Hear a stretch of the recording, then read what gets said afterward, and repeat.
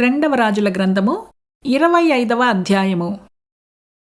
రాజదేహ సంరక్షకుల అధిపతి ప్రధాన యాజకుడైన సెరాయాను, రెండవ యాజకుడైన జెఫన్యాను, ముగ్గురు ద్వారపాలకులను పట్టుకొనెను.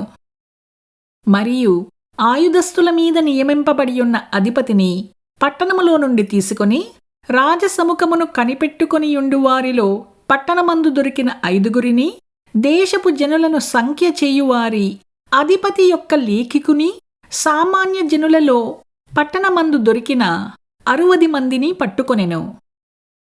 రాజదేహ సంరక్షకుల అధిపతియగు నెబూజరదాను వీరిని తీసుకొని రిబ్లా పట్టణమందున్న బబులోను రాజునొద్దకు రాగా, బబులోను రాజు హమాతు దేశమందున్న రిబ్లా పట్టణమందు వారిని చంపించెను.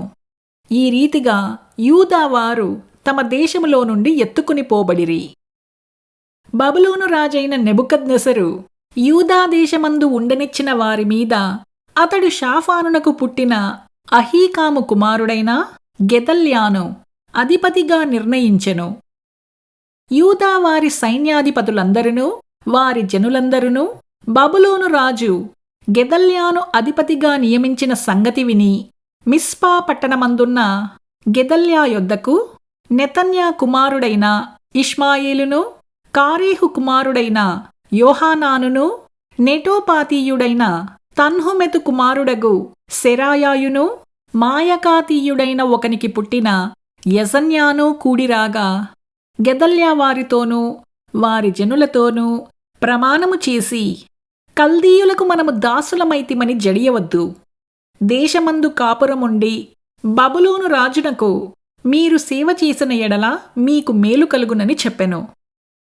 అయితే 7వ మాసమందు రాజవంశకుడగు ఎలీషామాకు పుట్టిన నెతన్యా కుమారుడైన ఇష్మాయేలు 10 మంది మనుష్యులను పిలుచుకుని వచ్చి గెదల్యా మీద పడగా అతడు మరణమాయెను. మరియు మిస్పాలో అతని యొద్దనున్న యూదులను, కల్దీయులను అతడు హతము చేసెను. అప్పుడు కొద్దివారేమి గొప్పవారేమి జనులందరును సైన్యాధిపతులను లేచి కల్దీయుల భయము చేత ఐగుప్తు దేశమునకు పారిపోయిరి. యూదా రాజైన యెహోయాకీను చెరలో ఉంచబడిన 37వ సంవత్సరమున 12వ నెల 27వ దినమున బబులోను రాజైన ఎవెల్మెరోదకు తాను ఏలనారంభించిన సంవత్సరమందు బందీ గృహములో నుండి యూదా రాజైన యెహోయాకీనును తెప్పించి అతనితో దయగా మాట్లాడి అతని పీఠమును బబులోనులో తన యొద్దనున్న రాజుల పీఠముల కంటే ఎత్తుగా చేసెను. కాగా అతడు తన బందీగృహ వస్త్రములను తీసివేసి వేరు వస్త్రములను ధరించుకొని తాను బ్రతికిన దినములన్నీయు రాజు సన్నిధిని భోజనము చేయుచూ వచ్చెను.